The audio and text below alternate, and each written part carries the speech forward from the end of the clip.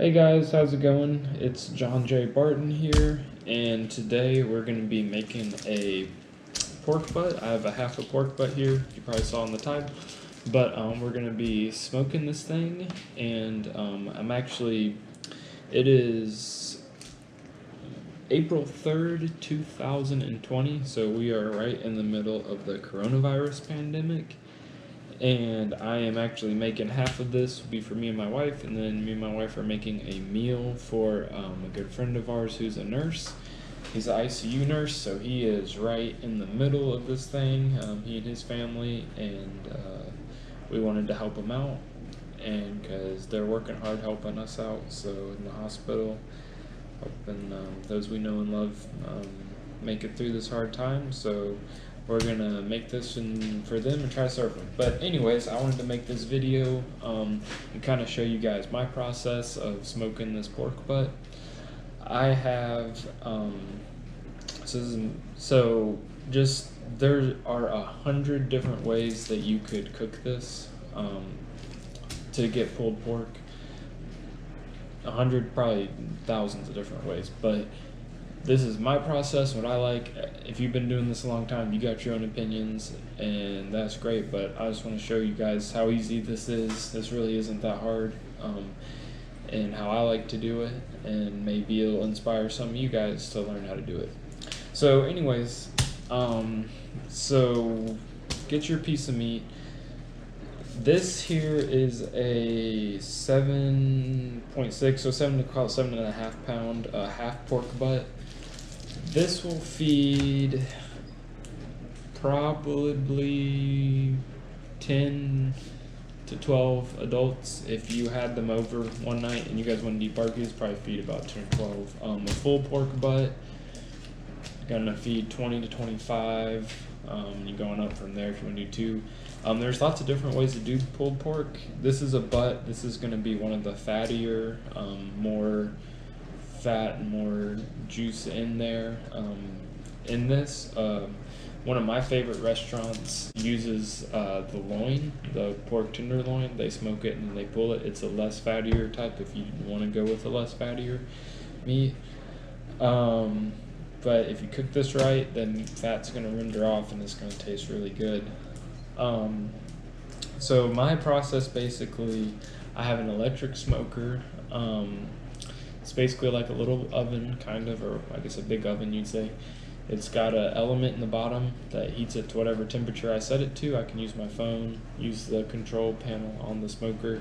And then I have a little tray that I put chips in, and it smolders, and that's the chips. The wood chips give it the flavor. So my process starting out. So for this one, I'm going to be using hickory chips. You could do mesquite, you could do apple, oaks, you could do whatever. But typically Georgia style, we use a lot of hickory and we use a lot of oak. But I like mesquite too. Mesquite's more of a Texas style of barbecue. I like doing brisket, you always use mesquite. But anyways, I'm doing hickory today. I've used a lot of different types of wood. So you get your piece of meat. We got our wood chips we're going to be using. I like to use a binder. What's called a binder. I do a dry rub and I do a binder. Some people put injections and stuff. I don't really do that, but the only thing I will do, I will score this kind of fat section here. I'll score it a little bit with a knife, kind of open it up so we can get some more seasoning down in there. But so first thing I do is I'll take this mustard binder, I'll pour it on the top, rub it all over so it's a thin layer. You're never gonna taste the mustard, but what the mustard does is it helps keeps your dry rub. We'll get to this in just a second, but the mustard as a binder helps keep your dry rub on the meat. And so what that does is a lot of people will just put the dry rub on. In my opinion, when you just put the dry rub on without a binder, you won't get as much bark. So maybe you don't want bark. Bark is that the hard part of the meat. But so like I'm saying, put the mustard on, it holds the dry rub on, and as this meat is rendering, when this fat is falling off, that's called rendering. And this fat's going to start coming out of it as we cook it more and more. This fat's going to start coming out, coming out, coming out.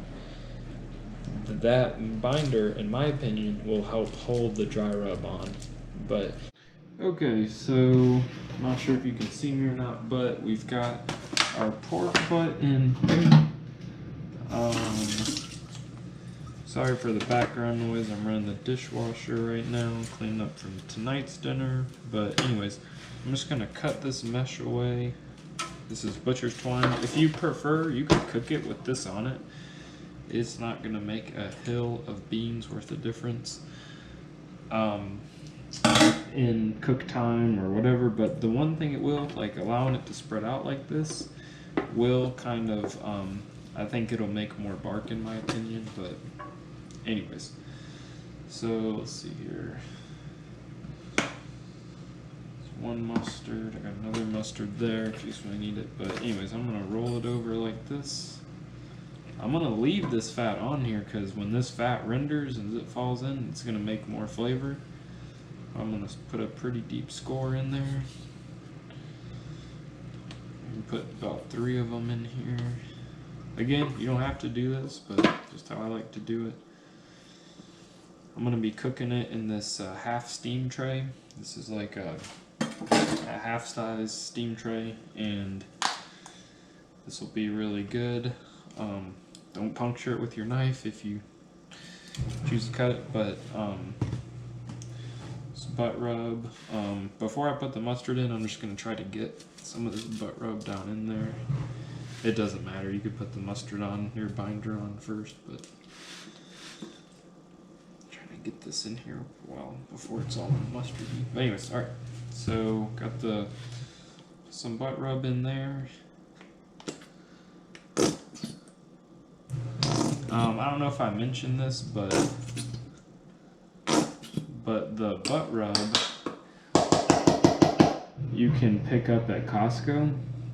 This is a dry rub. There's many different types of dry rubs you could do. It has, I mean, you can make your own dry rub. Honestly, that's not a bad thing to do, make your own. But so if you, let's say you want to make a similar one: salt, black pepper, granulated onion, granulated garlic, paprika, chipotle powder, smoked jalapeno, and then another a natural anti-cracking agent. So, or not cracking. Yeah, anti-cracking agent. So I guess it keeps once it starts making bark, I guess it's gonna be what keeps it from cracking and opening up. Okay, so you get your mustard. I mean, got it on all over the top, but not necessarily. So then just put your rub on. You can be generous with it. If it's a really thick piece of meat, you can be more generous with it. Okay, you got the top, just kind of rub it in, make sure it's mixed in with the mustard good. Flip it over, get it on the top.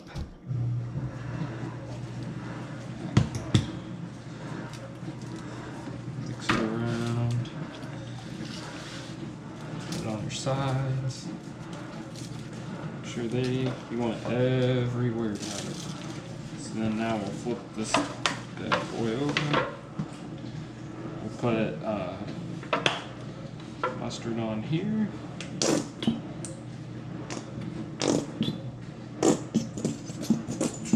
And anyways, so finish putting mustard on, get it all ready to go, and we'll see in a few minutes when we put it on the smoker. Alright, so we're about to take it out to the smoker. One thing to keep in mind is what I like to do, this is the fat side. I don't know if you can see it because of the mustard and the rub and everything, but keep that fat side on the top, because as that fat melts down, and it'll just fall down and hopefully go through the meat, and you'll get that flavor going through there. But just keep the fat side on top. And we're about to go take it out to the smoker. Alright, so here we go. It's about 9 o'clock. And we're gonna put this this guy in the smoker. Let's see. Stick it in that way. See if the door will close. Let's see. Oh wait, it's that way. Alright, so this is a meat thermometer, meat probe. I'm gonna stick it in the thickest part right here. Stick it in there. And I don't know how well you can see that, if you can see it at all, but anyways, this is where it's gonna, this is where the butt's gonna rest. I'm also, alright, I just put it on. I'm also gonna put the hickory chips in, so in my smoker, let's see, it's got this little thing. Put the chips, whoops, don't spill them all over your patio. But anyways, just got some chips, put them in there. I'm probably gonna put chips on this thing about 4 times tonight, throughout the night. The most important time to put the smoke on is the first couple hours. After that, I found that it doesn't take as much smoke after that. The flavor's already set, so we're gonna give it pretty consistent chips the first 3 or 4 hours, and we're gonna get some rest, but we'll check in a little bit later. Okay, checking in here. It's been about an hour. So I'm gonna show you guys this. So on my phone, the target temperature is 250, and it says it's 235. And then that's 106. That's the temperature of the probe. Then I have an alarm for 150. I mean, you can set it to whatever you want. I'm just curious, once it gets up to like 150 and starts getting that hot, I'm gonna come out here, and actually in the bottom of the pan there's gonna be some juices. So I'm gonna take a spoon, take the juice, pour it back on top, close the door. I'm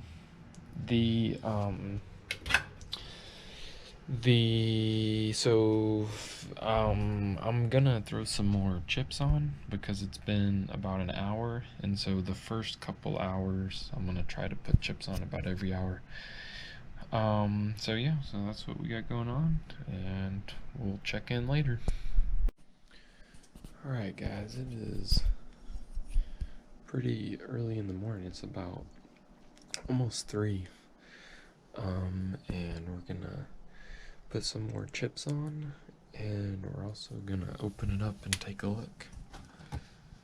I don't know if you can see it, but it's looking good. It's got a lot of bark on the top, but I'm gonna take the juice that's in the bottom of the pan and I'm just gonna put it on top with a spoon. So we'll check back in a few hours. Alright, so it is 8 o'clock in the morning, and we just pulled this guy off of the smoker. I'm gonna let it rest. I'm gonna wrap it in foil.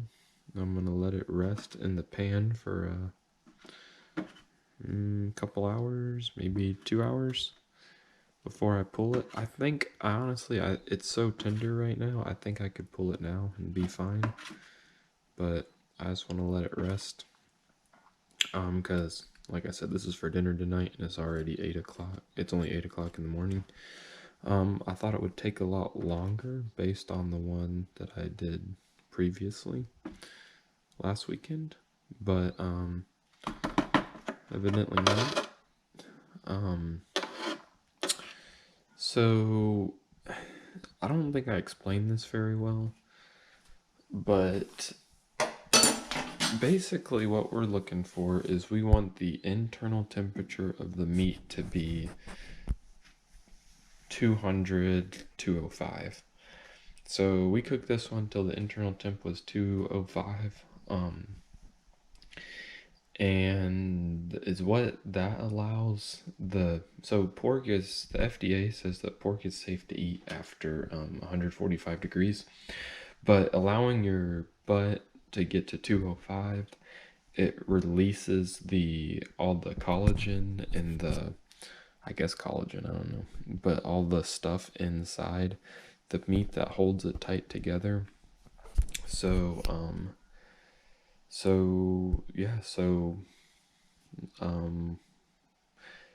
all that is released, and you can see, I mean, this is a meat thermometer.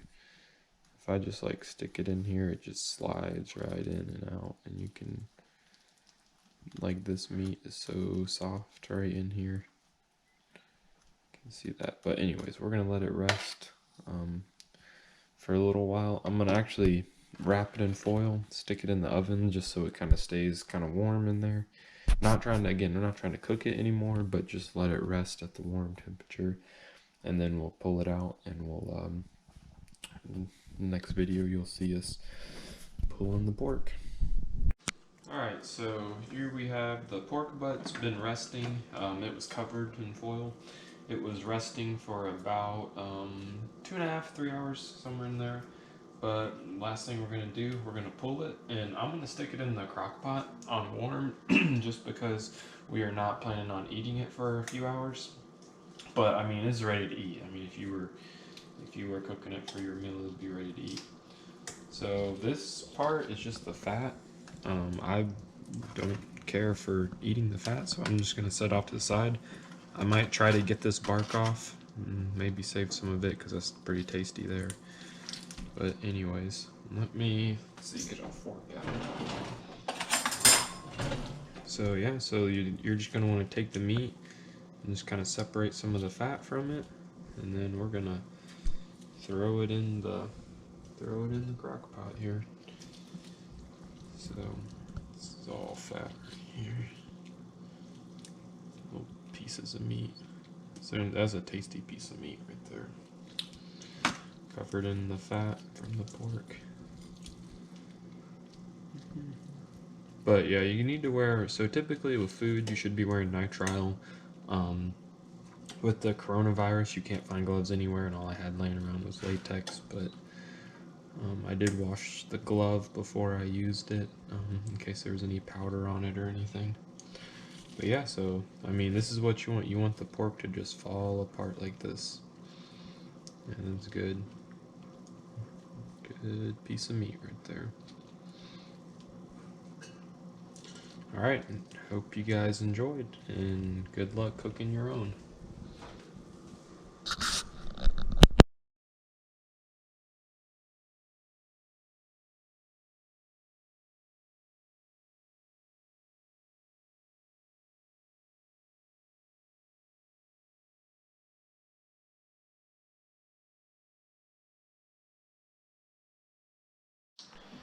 Alright, so quick little recap on today's cooking activity. The the Had I started it a couple hours later, it would have been better. Just because that's a meal we were planning on making for dinner. If it was lunchtime, that would have been perfect. But anyways, but I cooked a smaller one last weekend, and it took more time. So for whatever reason, I did pretty much everything about the same.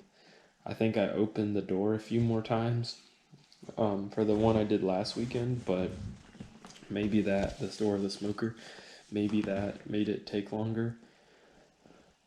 But anyways, we're just, you kind of learn as you go, I guess. Next weekend I'm gonna do a brisket, and we'll plan on making a video for that. That should be fun if I remember to do the video.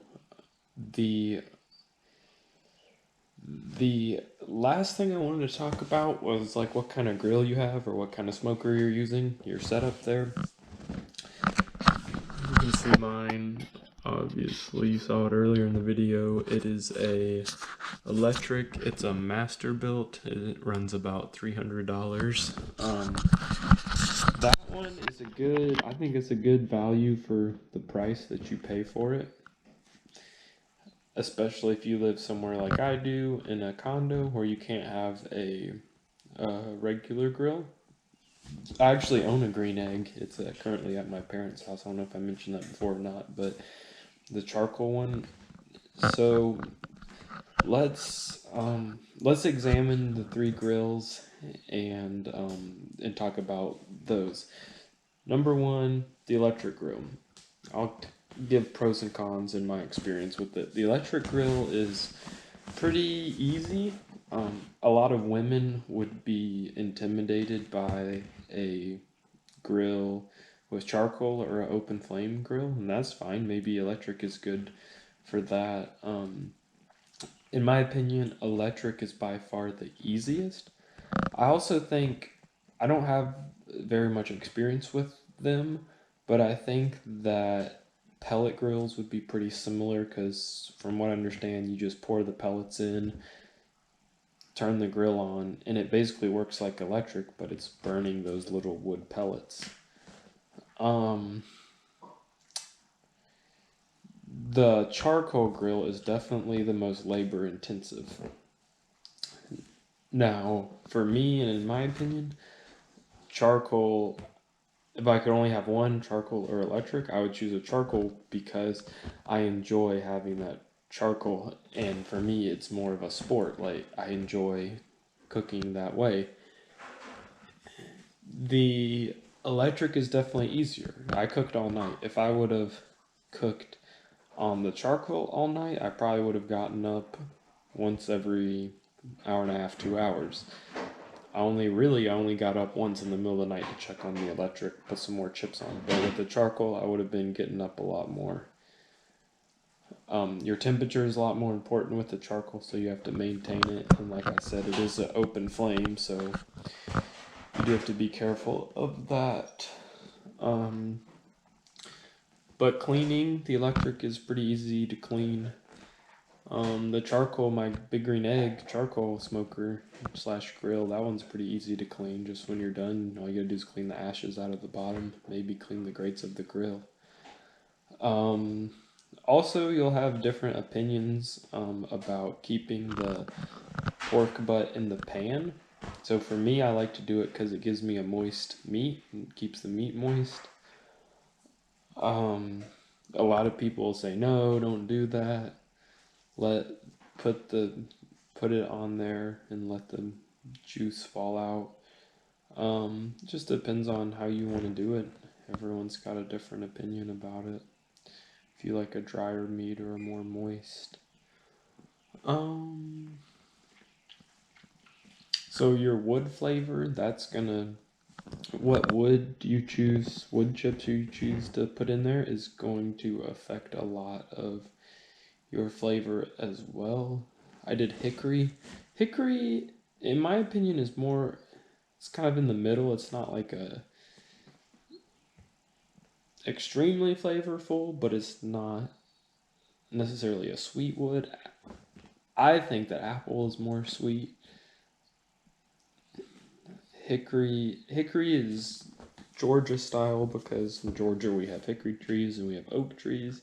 Mesquite is Texas style because in Texas they have mesquite trees, so that's where you get the different styles of barbecue from the different states.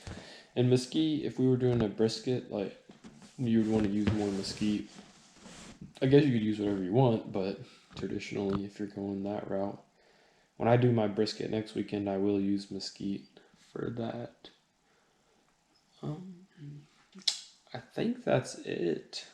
Like I said, that Masterbuilt smoker runs around $300, $350 at Lowe's, maybe $350 with tax out the door. A big green egg, the large big green egg is gonna run you like $1,200 with when you buy all the stuff. You can get a decent pellet grill, a Pit Boss or a Traeger for $600. I am tempted to buy one of those. Obviously, it would be my next house where I would buy one. Hopefully, in the next house I buy, I don't have as many restrictions as to what kind of grill and stuff I can have. But for now, the electric works great. It's, in my opinion, the easiest way to go.